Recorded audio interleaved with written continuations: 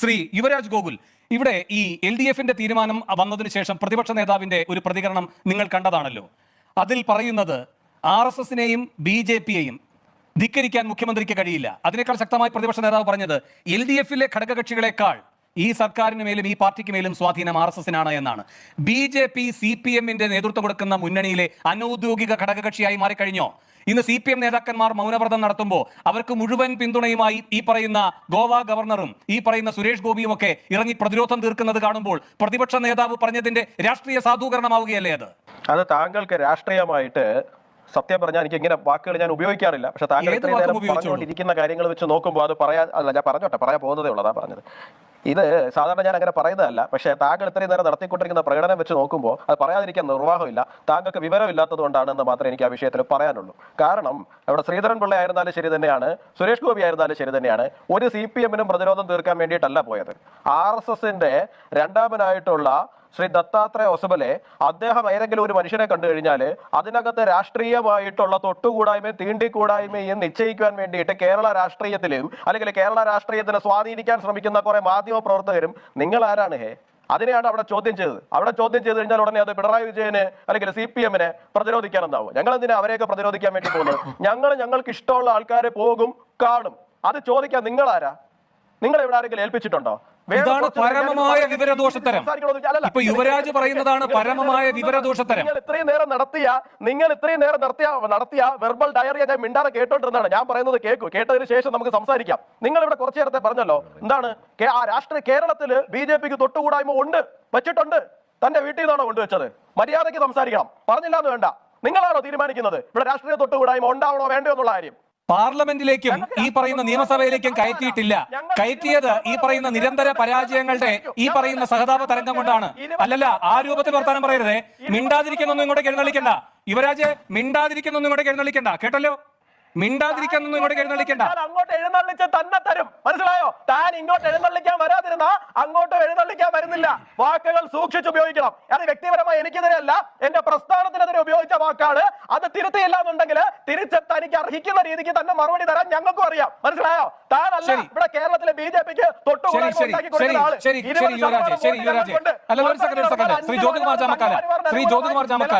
ഇവിടെ ഏതെങ്കിലും മാധ്യമ പ്രവർത്തകർ ഒരു പ്രത്യേക അജണ്ട വെച്ചുകൊണ്ട് സംസാരിച്ച വിഷയമായി നിങ്ങൾക്കത് തോന്നുന്നുണ്ടോ? സങ്കീർത്തനം 91 വിഷയമായി നിങ്ങൾക്കത് തോന്നുന്നുണ്ടോ? ഏതെങ്കിലും തരത്തിലുള്ള വിവരദോഷത്തരമാണ് ഇവിടെ ഈ പറഞ്ഞുകൊണ്ടിരിക്കുന്നത് എന്ന് തോന്നുന്നുണ്ടോ? അങ്ങനെയെങ്കിൽ ഞാൻ പറഞ്ഞ കാര്യങ്ങളോട് ഗൗരവത്തോടെ താങ്കൾ പ്രതികരിക്കുകയുണ്ടായി. ശ്രീ ജ്യോതികുമാർ ചാമക്കാല, ശ്രീ KC ഉമേഷ് ബാബുവും പ്രതികരിക്കുകയുണ്ടായി. ഇതിൽ വിവരദോഷത്തരം ഈ പറയുന്ന യുവരാജ് ഗോകുലിന് മാത്രമാണോ തോന്നിയത്, അതോ നിങ്ങൾക്ക് അങ്ങനെ തോന്നുന്നുണ്ടോ? അല്ല, നിൽക്കുന്നേ, ചിലക്കാതെ അങ്ങ് നിർത്തിയതിനു ശേഷമാണ് ഞാൻ പിന്നീട് മറ്റാളുകളിലേക്ക് പോകുന്നത്. യുവരാജെ ചിലക്കാതെ ബാക്കിയുള്ളവർ സംസാരിക്കട്ടെ. ശരി, നിങ്ങൾ പറഞ്ഞു തീർത്തു. ഇല്ല, നിങ്ങൾ പറഞ്ഞു തീർത്തു. അവിടെ നിൽക്കട്ടെ. അത് ശ്രീ ജ്യോതികുമാർ ചാമക്കാല, 20% വോട്ട് കേരളത്തിലുള്ള രാഷ്ട്രീയ പാർട്ടിയാണ് ഞങ്ങള്. ശരി, ശ്രീ ജ്യോതികുമാർ ചാമക്കാല, പാർലമെന്റ് തെരഞ്ഞെടുപ്പിൽ ഞങ്ങളാണ് ഒന്നാം സ്ഥാനം. ശ്രീ ജ്യോതികുമാർ ചാമക്കാല, ഞങ്ങൾ ഭരിക്കുന്നുണ്ട്. പഞ്ചായത്തുകൾ ഞങ്ങൾ ഭരിക്കുന്നുണ്ട്. തലസ്ഥാനം ഉണ്ടാക്കി തരുന്നത് ഞാൻ കേട്ടു. ചോദ്യം ചോദിക്കുന്നു. ഫ്ലവേഴ്സിന്റെയും 24ന്റെയും മുതലാളി RSSന്റെ നേതൃത്വത്തിനെ കണ്ടിട്ടില്ല. നിങ്ങളെ വലിയ RSSന്റെ നേതൃത്വത്തെ കുറിച്ചും നിങ്ങളുടെ വലിപ്പത്തെ കുറിച്ചൊക്കെ സംസാരിക്കുമ്പോൾ നിങ്ങൾ മിനിമം മര്യാദ കാണിക്കുക. ഞാൻ സംസാരിക്കല്ലേ? താങ്കളോട് സംസാരിക്കുമ്പോൾ താങ്കളുടെ രീതിയിൽ സംസാരിച്ചോളാം, മനസ്സിലായോ? എന്ന് പറഞ്ഞാൽ അത് കേട്ടോണ്ടിരിക്കാനുള്ള മര്യാദ എനിക്ക് ഉണ്ടാവില്ല. സ്വാഭാവികമാണ്. താങ്കൾ ഈ പറഞ്ഞത് ആവർത്തിക്കട്ടെ, മറ്റുള്ളവരെ മറുപടി പറയട്ടെ.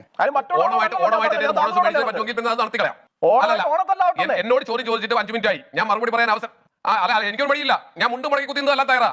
അതൊക്കെ ഞാൻ പറഞ്ഞു വന്നത്, എന്നോട് ചോദ്യം ചോദിച്ചിട്ട് 5 മിനിറ്റ് ആയി. ഞാൻ മര്യാദ പദപ്രയോഗം കൂടി ഉണ്ട്. മര്യാദ.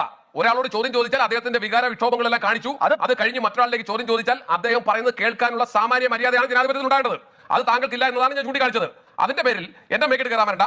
അതിന് അനുഭവം വേറെ ആയിരിക്കും. വേണൂരെ പോലെ ഞാൻ കേട്ടോണ്ടിരിക്കുന്നത്. പിന്നെ നിർത്ത്. പിന്നെ കൂടുതൽ സംസാരം വേണ്ട, നിർത്തി. ശ്രീ യുവരാജ് ഗോകുൽ, ഇവിടെ ജ്യോതി പറഞ്ഞ കാര്യങ്ങൾക്കുള്ള മറുപടി. എന്തിന് RSS നുണ പറഞ്ഞു? എന്തിന് RSS ഇത് മറച്ചു വെച്ചു? ഇനി RSSന് എന്തെങ്കിലും പരിമിതി ഉണ്ടെങ്കിൽ അത് ബാധകമല്ലാത്ത നിങ്ങളുടെ പ്രഭാരി എന്തിനത് മറച്ചു വെക്കുന്നു? ഞങ്ങളുടെ പ്രഭാരി EP ജയരാജനെ കണ്ടിട്ടുണ്ട്. RSSന്റെ സർക്കാരിവാഹമായിട്ടുള്ള ദത്താത്രേയ ഹൊസബലെ അദ്ദേഹം ADGPയെ കണ്ടിട്ടുണ്ട്. കഴിഞ്ഞ ദിവസം മോഹൻ ഭഗവത്ജി ISROയുടെ ചെയർമാനായിട്ടുള്ള സോംനാഥ് അദ്ദേഹത്തെ കണ്ടിട്ടുണ്ട്. മോഹൻ ഭഗവത്ജി തന്നെ മുമ്പ് പ്രണബ് മുഖർജിയെ കണ്ടിട്ടുണ്ട്. അങ്ങനെ പലരെയും കണ്ടിട്ടുണ്ട്. ഇത് എന്തിനു കണ്ടു എന്ന് വിശദീകരിക്കാൻ സൗകര്യപ്പെടില്ല. ജ്യോതി കേട്ടല്ലോ, തീർന്നില്ലേ പ്രശ്നം? സൗകര്യപ്പെടില്ല. കാരണം ഞങ്ങളുടെ സംഘടന, ഞങ്ങളുടെ നേതാക്കള്, ഞങ്ങൾക്ക് ഇഷ്ടമുള്ള ആൾക്കാരെ കാണും, സംസാരിക്കും. ഇത് ഞങ്ങൾ എന്തിനാണ് TV ചാനലിൽ വന്നിരുന്നിട്ട് എന്തിനു കണ്ടു എന്ന് പറയാൻ ഞങ്ങൾക്ക് എന്താണ് ബാധ്യത? ഞങ്ങൾ എന്തിനാണ് നിങ്ങളുടെ ഇത്തരം ചോദ്യങ്ങൾ? നിങ്ങളുടെ നേതാക്കൾ പോയി ആൾക്കാരെ ആരെയൊക്കെ കാണുന്നു? നിങ്ങൾ രാവിലെ എഴുന്നേറ്റ് വന്നിരുന്ന് പത്രത്തിലും TV-യിലൊക്കെ പരസ്യം കൊടുക്കുകയാണ്, എന്താണ് കണ്ടത്, എന്തിനാണ് കണ്ടത് എന്ന് ചോദിച്ചിട്ട്. ഞങ്ങൾക്ക് കാണാൻ സൗകര്യമുണ്ട്, ഞങ്ങൾ കാണുന്നുണ്ട്, ഞങ്ങൾക്ക് ഇഷ്ടമുള്ള കാര്യങ്ങൾ ഞങ്ങൾ സംസാരിക്കുന്നുണ്ട് പരസ്പരം. ചിലപ്പോൾ രാഷ്ട്രീയം സംസാരിക്കും, ചിലപ്പോൾ വ്യക്തിപരമായ കാര്യങ്ങളായിരിക്കും സംസാരിക്കുന്നത്, ചിലപ്പോൾ മറ്റെന്തെങ്കിലും ആയിരിക്കും സംസാരിക്കുന്നത്. അത് ഞങ്ങളുടെ താല്പര്യം. ഇതെന്തിനാ ഞങ്ങൾ നിങ്ങളെയൊക്കെ ബോധിപ്പിക്കുന്നത്? ശരി ജ്യോതി, വേഗം അതിന് മറുപടി. ശ്രീ KC ഉമേഷ് ബാബുവിലേക്ക് പോകണം. ജ്യോതി അല്ല, ജ്യോതി ഉമേഷ് ഒരു കാര്യത്തിന് കൂടെ മറുപടി പറയാനുണ്ട്. ഒറ്റ കാര്യത്തിന് താങ്കൾ പറഞ്ഞോളൂ. താങ്കള് എന്തോ ചീഫ് ജസ്റ്റിസിന്റെ ഇവിടെ ഗണപതി പൂജ, അവിടെ ഗണേശോത്സവം നടക്കുമ്പോൾ പ്രധാനമന്ത്രി പോയ താങ്കൾ ഒരു വിമർശനമായിട്ട് പറഞ്ഞു. 2009 ഇഫ്താർ പാർട്ടിക്ക് മൻമോഹൻ സിംഗിന്റെ വീട്ടില് അന്നത്തെ ചീഫ് ജസ്റ്റിസ് KG ബാലകൃഷ്ണൻ വന്നപ്പോ താങ്കൾക്ക് ഈ പ്രശ്നം ഇല്ലായിരുന്നു. ഇഫ്താർ പാർട്ടിക്കാണെങ്കിൽ ആവും, ഗണേശോത്സവത്തിന് പറ്റില്ല എന്നാണോ? ശരി ശരി, മനസ്സിലാവുന്നില്ല. പ്രശ്നമല്ല ചീഫ് ജസ്റ്റിസ്. നോക്കൂ വേണു, നല്ല ന്യായീകരണമാണ്. ഇഫ്താർ പാർട്ടിയെ സംബന്ധിച്ച് ഇവിടെ മുഖ്യമന്ത്രി നടത്തിയപ്പോൾ ലോകായുക്ത ഉൾപ്പെടെ വന്നതിനെ സംബന്ധിച്ച് നമുക്കറിയാം. ഇഫ്താർ പാർട്ടി നടത്തുന്ന പരസ്യമായി നടത്തുന്ന ഒരു ചടങ്ങിൽ എന്ന് പറഞ്ഞാൽ പിന്നെ നമ്മൾ കാണാതിരിക്കാനേ പറ്റില്ലല്ലോ. ഈ പൊതുചടങ്ങിൽ വെച്ച് കാണുന്നതുമായി ബന്ധപ്പെട്ടാണോ ഇവിടെ രഹസ്യമായി അദ്ദേഹത്തിന് ഇപ്പോൾ ഈ പിന്നെ എന്താ വിനായക ചതുർത്ഥിയുമായി ബന്ധപ്പെട്ടോ എന്തോ ഫംഗ്ഷനുമായി ബന്ധപ്പെട്ടാണ് അവിടെ പോയി കണ്ടിരിക്കുന്നു. അതിന് പബ്ലിസിറ്റി പ്രസിദ്ധീകരിക്കുന്നു. അവർ രണ്ടുപേരും അദ്ദേഹത്തിന്റെ കുടുംബവും രഹസ്യമായിട്ടാണോ പോയത്? രഹസ്യമായിട്ട് പോയ ഫോട്ടോ ആണോ? വേറെ ആരൊക്കെ ഉണ്ടായിരുന്നു അവിടെ? എല്ലാവരും വിളിച്ചിരുന്നു. അദ്ദേഹം ക്ഷണിച്ചിട്ടാണോ പോയത്? എത്ര അല്ല നിർത്തു താങ്കളുടെ വിശദീകരണം ഞാൻ കേട്ടല്ലോ. ഞാൻ മറുപടി ഞാൻ പറയാം.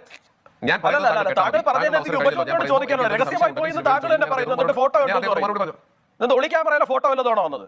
നമ്മളെല്ലാരും TV ചാനലുകളിലും പത്രങ്ങളിലും കൂടെ തന്നെയല്ലേ ഫോട്ടോ കണ്ടത്? ദത്താത്രേയ ഹൊസബലയെ കണ്ടത്, ദത്താത്രേയ ഹൊസബലയെ കാണാൻ പോയത് ഒളിക്യാമറ വെച്ചിട്ടാണോ എന്ന് ഞാൻ പറഞ്ഞോ? അല്ല, താങ്കളുടെ വീട്ടിൽ താങ്കളെ കാണുന്നതല്ല, പ്രധാനമന്ത്രി ഒളിക്യാമറ വെച്ച് പോകുന്നൊന്നും ഞാൻ പറഞ്ഞിട്ടില്ല. അല്ല, ഞാൻ ചോദിക്കട്ടെ, താങ്കളുടെ വീട്ടിൽ അല്ല, താങ്കൾ ഒരു രാഷ്ട്രീയ നേതാവാണ് കോൺഗ്രസിന്റെ. അവിടെയാണ് ചോദ്യം. അവിടെ തന്നെയാണ് ചോദ്യം. എന്റെ കുടുംബാംഗങ്ങൾ എന്നെ കാണുന്നത് ഫോട്ടോ എടുത്ത് പ്രസിദ്ധീകരിക്കാറില്ല. പക്ഷേ പ്രധാനമന്ത്രി പോയി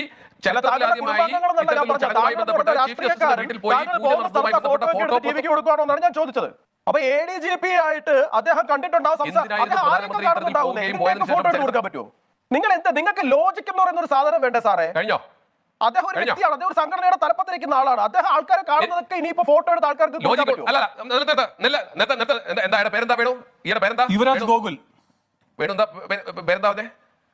നമ്മൾ എത്രയോ ഒരുമിച്ചിരുന്നതാണ്. സംസാരിക്കും. ആയിക്കോട്ടെ, ഞാൻ പേര് മറന്നുപോയി. യുവരാജ്. അതെ, ഒരു കുഴപ്പമില്ല. താങ്കൾ എന്തിനാ അസ്വസ്ഥനാകുന്നത് യുവരാജ്? എന്തിനാ അസ്വസ്ഥനാകുന്നത്? ചോദിക്കട്ടെ, ഇവിടെ എന്തിനു കണ്ടു ഇങ്ങനെ കാണാൻ പോയതിനെ സംബന്ധിച്ച് പൊതുസമൂഹത്തിൽ ചർച്ച നടക്കുമ്പോൾ പ്രധാനമന്ത്രി എന്തോ രഹസ്യമായിട്ട് ചീഫ് ജസ്റ്റിസിന്റെ വീട്ടിൽ പോയി എന്ന് പറഞ്ഞു. അതാണ് ഞാൻ താങ്കളോട് ചോദിച്ചത്. രഹസ്യമായിട്ടാണോ പോയത്? ഫോട്ടോ താങ്കൾ വേണുവിനോട് ഉപയോഗിച്ച ഭാഷയോട് താങ്കൾക്ക് എന്തെങ്കിലും ആത്മാർത്ഥത ഉണ്ടെങ്കിൽ മര്യാദയ്ക്ക് പഞ്ചവച്ചോടങ്ങിയിരിക്കണം. ഞാൻ പറയുന്നത് കേൾക്കണം. എന്റെ അവസരമാണ്, മനസ്സിലായോ? മറുപടിയാണ് ഞാൻ ചോദിക്കുന്നത്. താങ്കൾ ചോദിച്ച ചോദ്യത്തിന്റെ ഉപചോദ്യമാണ് ഞാൻ ചോദിക്കുന്നത്. താങ്കൾ പറഞ്ഞു പ്രധാനമന്ത്രി ചീഫ് ജസ്റ്റിസ് തമ്മിൽ എന്തോ രഹസ്യ ചർച്ച നടത്തിയെന്ന്. ഞാൻ അതാണ് താങ്കളോട് ചോദിച്ചത്. ചർച്ചയായിരുന്നോ? അതാണോ ഫോട്ടോസ് നമ്മളെല്ലാവരും കണ്ടത്, പത്രത്തിൽ TV-യിൽ ഒന്ന് ചോദിച്ചത്? വളരെ സിമ്പിൾ ആണ് ചോദ്യം. താങ്കളാണ് പറഞ്ഞത് രഹസ്യ ചർച്ചയായിരുന്നു, ഞാനല്ല. അതുകൊണ്ടാണ് യുവരാജ് വേണു അതുകൊണ്ടാണ് ആദ്യം ചോദിച്ചത്. ഞാൻ എന്ത് പറയണം? നീ അല്ല തീരുമാനിക്കുന്നത്. കുറെ നേരമല്ല തുടങ്ങിയിട്ട്. സാറേ, സഹോദര കേറി നീ എന്നൊന്നും വിളിക്കരുത്. താങ്കളുടെ അത്തരത്തിലുള്ള പദവിയില്ല. ഇതൊന്നും താങ്കളുടെ കുത്തക അവകാശമല്ല ഇത്തരം വാക്കുകൾ. ഓക്കെ, എന്നെ കൊണ്ട് വിളിപ്പിക്കരുത്. താങ്കളോട് മര്യാദ വിളിപ്പിക്കരുത്.